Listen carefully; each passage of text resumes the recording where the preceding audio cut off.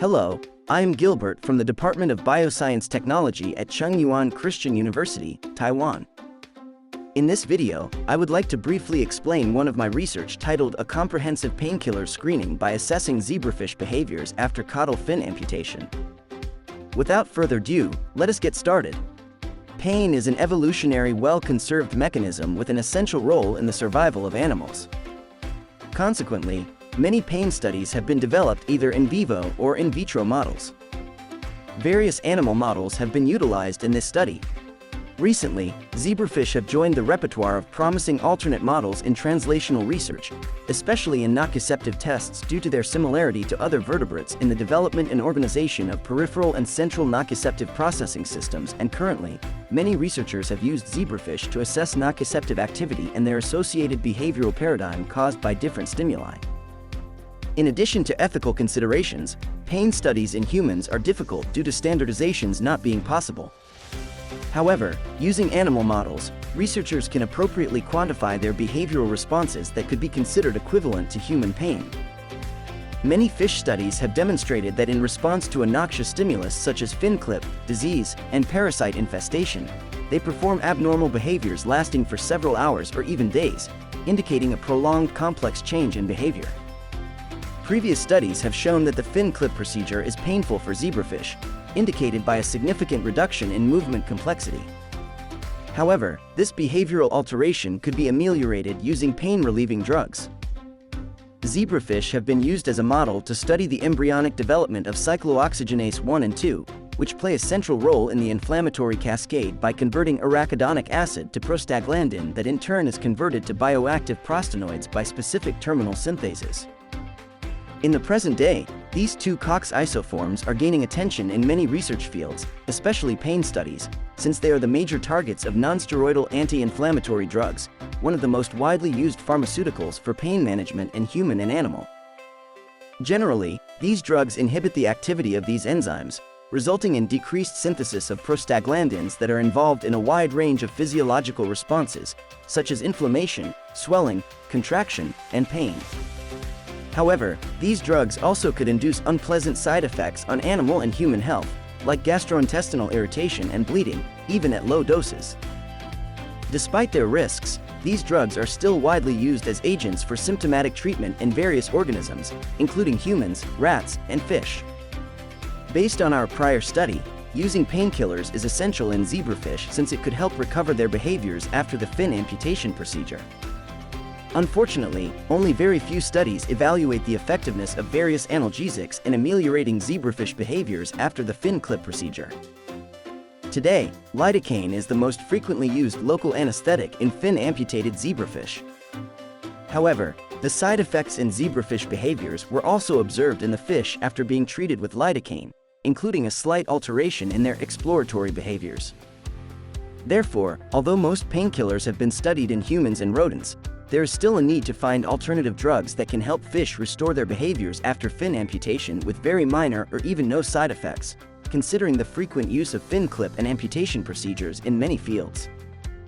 Thus, the aim of this study was to evaluate the effects of various painkillers, which were bupivacaine, an amide local anesthetic, lidocaine, an amino-amide local anesthetic, 4-acetaminophenol, a non-opioid analgesic and antipyretic agent, and several nonsteroidal anti-inflammatory drugs including diclofenac, naproxen, ibuprofen, indomethacin, acetylsalicylic acid, ketoprofen, and meloxicam, on fin amputated zebrafish based on locomotion performance.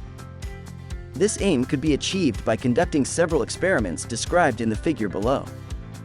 First, we experimented to find alternative painkillers that could perform better than lidocaine, the current commonly used painkiller in this field, in recovering zebrafish behavior after fin amputation procedures with no or minimum side effects using a 3D locomotion test. Afterward, the two most promising painkillers were selected to be further studied by following experiments, including by investigating the combined effect of the selected painkillers when exposed to fin amputated zebrafish. Furthermore, an in silico study was also conducted using molecular docking analysis to predict the binding energies of these painkillers to COX-1 and COX-2 of zebrafish. Finally, the mechanism of the selected painkillers is also investigated by biochemical analysis of enzyme-linked immunosorbent assay. After measuring the expression level of several essential biomarkers in zebrafish brain tissue, we combined the results from in silico and in vitro studies to clearly illustrate their mechanism. This study could help elucidate the painkiller's mechanism in ameliorating the zebrafish behaviors after the fin amputation procedure. Let us continue to the results part. After the fin amputation procedure, the fish were incubated with a 5 ppm painkiller solution for 1 hour, and their behavior was evaluated in the 3D locomotion test. As expected, all the painkiller treatments resulted in relatively different behavior, as shown by the statistical differences in locomotion, movement orientation, and exploratory behaviors endpoints, compared to the amputated control group.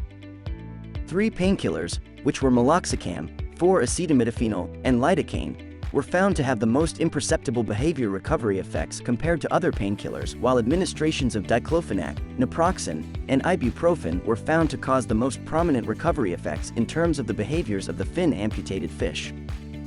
However, although every tested painkiller could ameliorate behavior alterations caused by fin amputation procedures in fish in different magnitudes, with diclofenac as the most effective one must keep in mind that even the most powerful painkillers in the tested concentration might still not be able to completely restore the amputated fish's behaviors compared to the unamputated fish's behaviors. Next, since the behaviors dataset has many variables, using PCA and heat map clustering analyses would be very helpful in reducing the dimensionality of the dataset and, thus, enabling us to explore the behavioral phenomics between every group. The PCA results show that all groups are divided into 2 major clusters. The first major cluster consists of 6 groups divided into 2 minor clusters. The first minor cluster consists of indomethacin and bupivacaine, while naproxen, diclofenac, and ibuprofen, including unamputated control fish, belong to the other minor cluster. Meanwhile, the other cluster consists of the rest of the groups, which are showing a relatively different heat map pattern to the first major cluster, indicating the dissimilarity in behavior performance between each group in this cluster to the first major cluster, including the unamputated fish group. Regarding the molecular docking results, among the 10 ligands docked against the COX-1 and COX-2 target proteins of zebrafish, indomethacin has the relatively highest binding energy to COX-1 and COX-2, followed by naproxen, ketoprofen, meloxicam, diclofenac, ibuprofen, bupivacaine, lidocaine, 4-acetaminophenol, and acetyl salicylic acid. Interestingly, the molecular docking results of most of the tested painkillers correspond to their behavior effects toward the amputated fish. Next, we sought to determine the effect of prolonged exposure to each painkiller on zebrafish survivability. The majority of the painkillers caused more than 40% mortality after 5 days of exposure, except for acetyl salicylic acid, 4-acetaminophenol, and lidocaine, with the sharp decline in the survivability rate mostly occurred on 3-DPA. However, up to 3-DPA, diclofenac and indomethacin only caused a slight decline in survival rate with less than 10% mortality rate. Therefore, considering their effectiveness toward behavior recovery of amputated fish, conducting a deeper study on these painkillers is intriguing. Nevertheless, this experiment concluded that most of the tested painkillers in the given concentration affected zebrafish survival if the exposure took several days. Based on the behavior and percent survival results, 2 painkillers, which were diclofenac and indomethacin, were selected to be further studied since they showed promising behavior recovery effects after acutely exposed to the fin amputated fish and relatively lower mortality rate after subchronic exposure. Here, we investigated whether a combination of these painkillers has a synergistic effect that might result in a better behavior recovery effect than individual exposure. Besides waterborne exposure, the drugs were also orally administered to zebrafish in lower doses to evaluate and compare their effectiveness in another route of administration. As we expected, although not as efficacious as diclofenac alone, through both exposure routes, the combination resulted in a comparable behavior performance compared to the results when they were administered individually, even in the lower concentration. Since diclofenac and indomethacin were shown to have beneficial behavior recovery effects on the fin amputated zebrafish regardless of whether they were administered individually or in a combinable manner, ELISA was conducted to help us elucidate the possible mechanism of this phenomenon. From the results of the inflammatory biomarkers evaluation, the statistical differences were only found in the indomethacin group, which showed lower expression levels of COX-1 and interleukin-6 compared to the unamputated group. Meanwhile, regarding the stress biomarkers, the combination group possessed a similar level of ROS to the untreated group, leaving the ROS level of both the diclofenac and Indomethacin group in the lower level that is relatively similar level with that of the amputated with DMSO group. Finally, changes were also observed in the acetylcholine and acetylcholinesterase levels of the combination group, with a relatively lower acetylcholine level than the untreated group and a higher acetylcholinesterase level than both control groups. To sum up, there are several key points of this study. These findings suggest that zebrafish have a non-opioid anti-nociceptive system sensitive to indomethacin, bupivacaine, naproxen, diclofenac, and ibuprofen, making them potential analgesics to ameliorate the pain after a caudal fin clip or amputation procedure, with diclofenac as the most promising NSAID to be used in the given concentration based on the behavior performance evaluation. However, although some painkillers showed only mild behavior recovery effects in fin-amputated zebrafish, one must keep in mind that the applied conditions in the present study, such as dose and route of administration, may not be optimal for them to ameliorate the altered behaviors, since previous studies demonstrated the unique properties of each painkiller.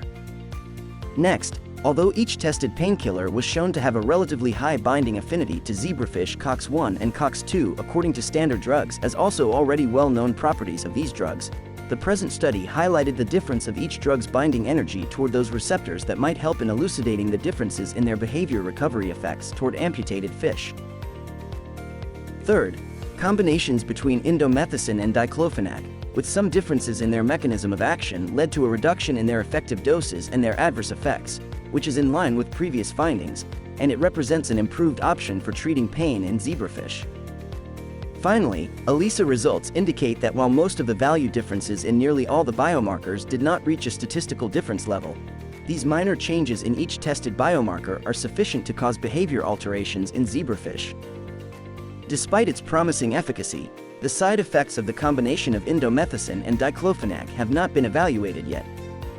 Therefore, future studies in assessing the risk of side effects of this combination, including the administration of diclofenac or indomethacin alone, as the promising painkillers, are necessary to be conducted before using them on a regular basis.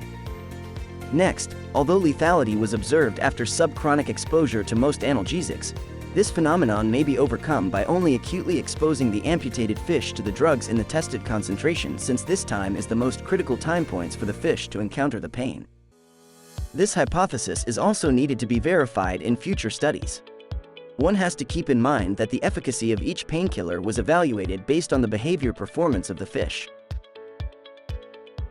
Therefore, different results may be obtained when their efficacy is tested in different types of research, such as an experiment that observes the inflammatory process as the key to their research.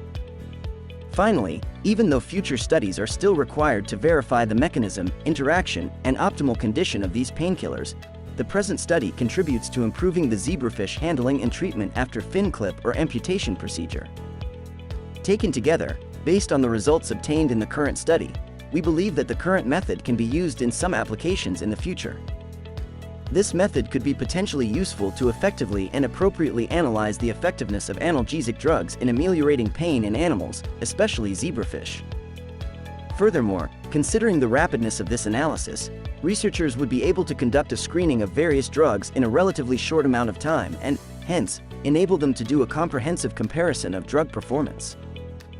That is for my brief explanation about one of my research. If you'd like to know more about this study, please refer to the link displayed on the first slide of the video.